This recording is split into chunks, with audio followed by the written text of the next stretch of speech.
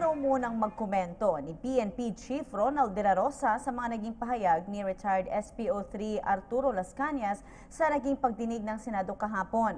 Samantala, hinihikayat naman ni De La Rosa ang iba pang lokal na pamahalaan na suportahan ang kanilang mga pulis kasunod ito ng pag-turnover ng Quezon City Government ng 50 bagong patrol cars sa Quezon City Police District.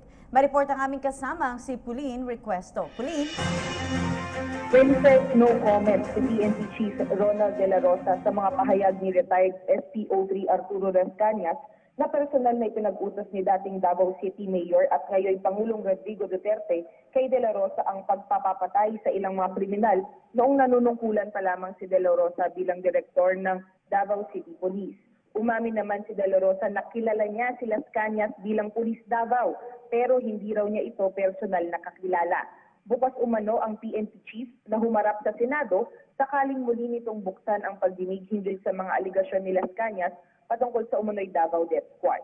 Samantala, inihayag ni National Capital Region Police Office Regional Director Oscar Albayalde na binavalidate pa nito ang umunoy panunuhol ng isang police scalawag ng 500,000 piso para hindi ito ipadala sa basilan.